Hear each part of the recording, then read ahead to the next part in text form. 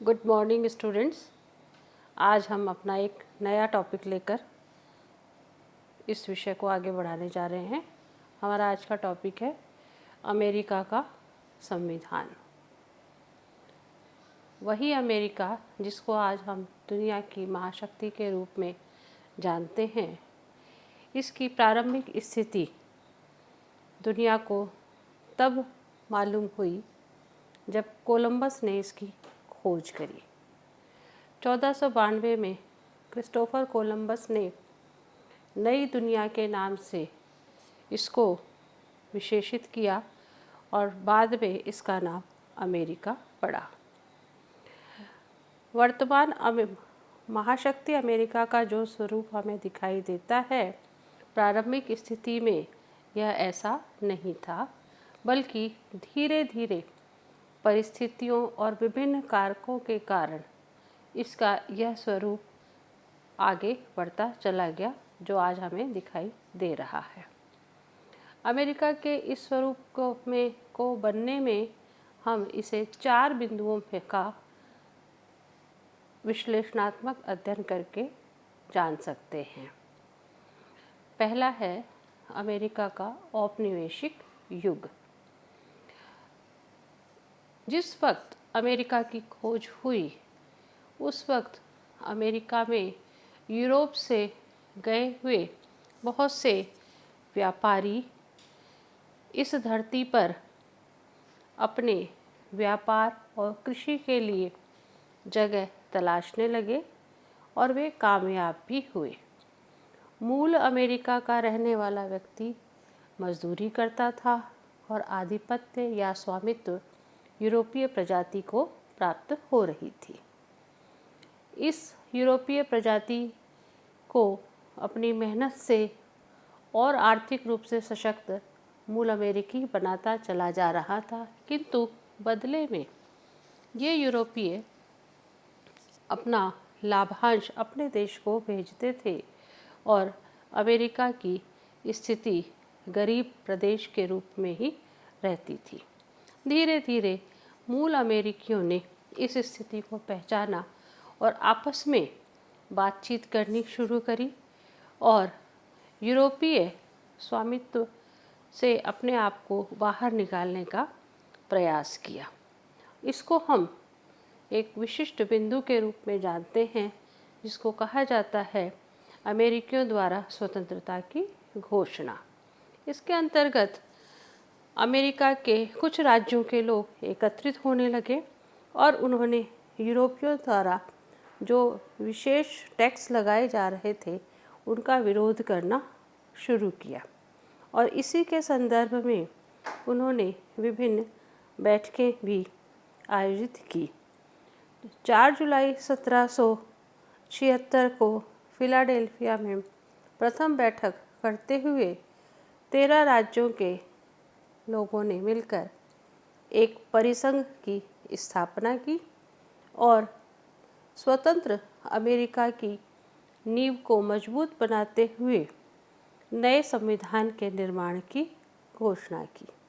और यह फिलाडेल्फिया बैठक मील का पत्थर साबित हुई, जब 13 राज्यों के मूल अमेरिकी लोगों ने यूरोपियों का विरोध कर दिया और स्वतंत्र संयुक्त राज्य अमेरिका के निर्माण को अंजाम देना शुरू किया।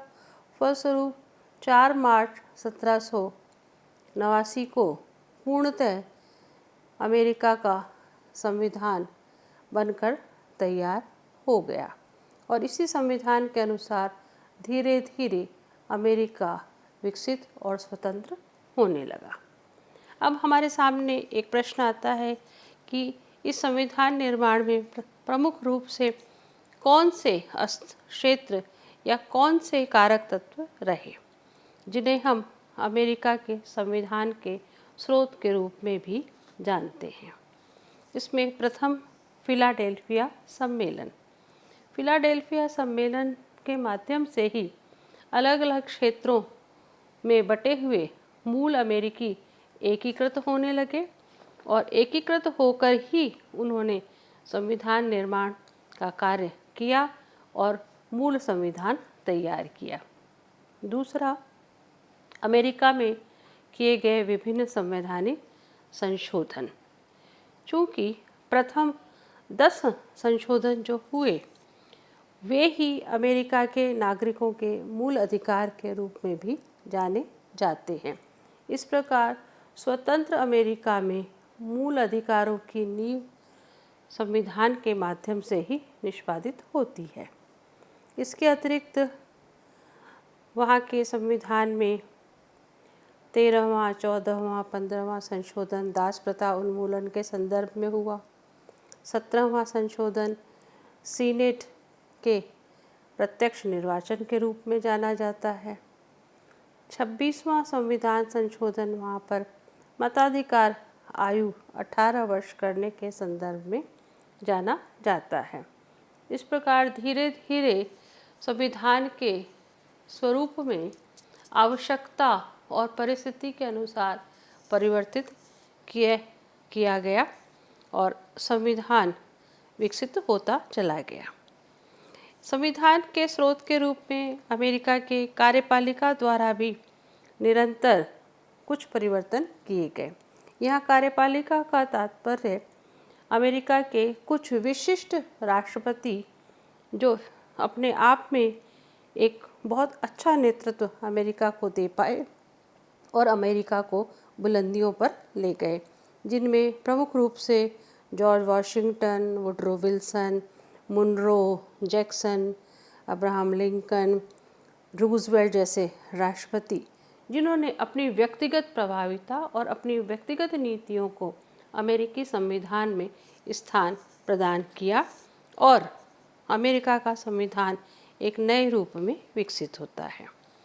तीसरे बिंदु के रूप में हम संविधान के स्रोत के रूप में अमेरिका की न्यायिक व्याख्याओं को भी मानते हैं। चूँकि अमेरिका में न्यायिक सर्वोच्चता है और इस न्यायिक सर्वोच्चता का मूल अर्थ है कि अमेरिका के न्यायपालिका के द्वारा दिए गए निर्णय में फिर कोई संशोधन नहीं हो सकता और इस प्रकार न्यायिक व्याख्याएं, विश्लेषण और दिए गए उनके जो डिसीजंस हैं वे संविधान के रूप में कार्यरत होते हैं। इसके अतिरिक्त वहाँ का राजनीतिक दल की परंपरागत स्थिति, मंत्रिमंडलीय स्वरूप, राष्ट्रपति का चुनाव, सीनेटोरियल शिष्टाचार जैसे कई बिंदु हैं जो अमेरिका के संविधान को जीवंत बनाए हुए हैं और हर परिस्थिति में वे प्रासंगिक होते हैं।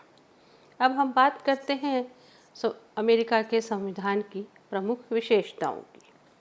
अमेरिका के संविधान की विशेषताओं को हम निम्न बिंदुओं के रूप में जान सकते हैं। पहला, लिखित एवं निर्मित संविधान। चूँकि अमेरिका का संविधान अमेरिका वासियों के द्वारा पारस्परिक सहमति के आधार पर निर्मित किया गया है और यह एक लिखित रूप में दुनिया के सामने है। दूसरा, संक्षिप्त संविधान। इतने विशाल संयुक्त राज्य अमेरिका का संविधान दुनिया में शायद सबसे छोटा संविधान है, जिसमें मात्र 7 अनुच्छेद हैं और कुल 4000 शब्द हैं। किंतु ये इतने प्रभावशाली हैं, इतने प्रासंगिक हैं कि अमेरिका इन संविधान के बिंदुओं की अनदेखी नहीं करता, चाहे किसी भी राजनीतिक दल की स्थिति यहाँ पर सत्ता में बने। यह इसकी अपने आप में विशेषता रही है। तीसरा है लोकतंत्र द्वारा निर्मित संविधान। चूँकि वहाँ पूरी तरह से हर बिंदु पर जनता के अभिमत के द्वारा ही निर्णय होते हैं, बहुमत के आधार पे, इसलिए हम इसे लोकतंत्र द्वारा निर्मित संविधान मानते हैं। संविधान की सर्वोच्चता, यह भी अपने आप में विशेषता है कि संविधान के किसी भी बिंदु पर 2/3 बहुमत से ही संशोधन होता है। इसके अतिरिक्त इसके किसी भी बिंदु में कोई भी निर्णय सामान्य रूप से नहीं किया जा सकता। जो संविधान के बिंदु हैं उसी के अकॉर्डिंग कानून का निर्माण होता है और जनता के हितों की रक्षा की जाती है। कठोर संविधान। अमेरिका का यह विशेषता है कि वहाँ के संविधान में परिवर्तन करने के लिए, संशोधन करने के लिए अत्यंत कठोर प्रक्रिया अपनाई गई है, जिसमें केंद्र के सीनेट और प्रतिनिधि सदन का 2/3 अनुमोदन, इसके अतिरिक्त कुल 50 राज्यों के 2/3 राज्यों का 2/3 अनुमोदन भी आवश्यक होता है। और इस प्रकार वहाँ आज तक सिर्फ 27 संशोधन ही संभव हो पाए हैं। अगली विशेषता के रूप में हम मानते हैं वहाँ गणतंत्र की स्थापना है। वहाँ का सर्वोच्च पदासीन व्यक्ति राष्ट्रपति, वह प्रत्यक्ष रूप से निर्वाचित किया जाता है। यह गणतंत्र का स्वरूप है। इसके बाद एक और विशेषता अत्यंत महत्वपूर्ण है, जिसमें संघात्मक शासन की स्थापना। चूँकि अमेरिका में शक्तियों का विभाजन किया गया है केंद्र और राज्यों में, वहाँ पर संविधान की सर्वोच्चता है, वहाँ का संविधान कठोर है और वहाँ पर सर्वोच्च न्यायपालिका जो स्वतंत्र और निष्पक्ष है। इन चारों विशेषताओं को देखते हुए ये माना जाता है कि अमेरिका का संविधान संघात्मक है। इसके अतिरिक्त वहाँ जो विशेषता है वह है न्यायिक सर्वोच्चता। राज्य एवं केंद्र की अपनी अलग अलग न्यायपालिकाएं हैं, लेकिन संपूर्ण संयुक्त राज्य अमेरिका के लिए जो केंद्रीय संघीय न्यायपालिका है उसका निर्णय ही प्रथम और अंतिम माना जाता है। प्रतिनिधात्मक लोकतंत्र, वहाँ पर जनमत संग्रह राज्यों में किया जाता है, राज्यों के अलग इलेक्शन होते हैं, वहाँ की नीतियाँ संचालित होती हैं, वहाँ की अपनी सरकारें होती हैं, वहाँ का अपना संविधान होता है। इस प्रकार पूरी तरह से लोकतंत्र की स्थापना होती है। अध्यक्षात्मक शासन व्यवस्था है। चूँकि केंद्र में शासनाध्यक्ष और राष्ट्राध्यक्ष एक ही व्यक्ति होता है, एक ही पद होता है जिसे राष्ट्रपति के रूप में स्थापित किया जाता है। यह अध्यक्षात्मक शासन की विशेषता है, जो संविधान के माध्यम से पूरे राष्ट्र के प्रति उत्तरदायी होता है। वहाँ के संविधान में प्रथम 10 संशोधन करते हुए नागरिकों को पूर्णतः मौलिक अधिकार प्रदान किए गए हैं। वहाँ पर दोहरी नागरिकता है, राज्यों की और संघ की। इस प्रकार वहाँ पर रहने वाले एक व्यक्ति को 2 प्रकार की नागरिकता का अनुसरण करना होता है। इसके अतिरिक्त एक और विशेषता है वहाँ पर अवरोध और संतुलन का शक्ति विभाजन, अर्थात वहाँ सरकार के तीनों अंग कार्यपालिका, व्यवस्थापिका और न्यायपालिका पारस्परिक अधिकार क्षेत्रों में हस्तक्षेप न करते हुए भी एक दूसरे को संतुलित करते हैं। इसके अतिरिक्त तीनों अंगों की कार्यक्षमता और कार्य विशेषता पूर्णतः अलग अलग रखी गई है।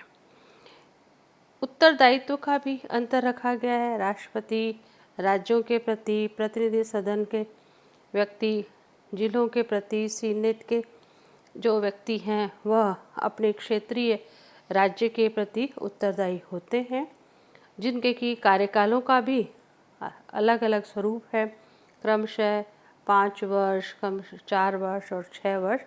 इस प्रकार अपनी मौलिक संवैधानिक विशिष्टताओं को रखते हुए अमेरिका का संविधान निरंतर विकसित और लोकतंत्र को मजबूती प्रदान करता है।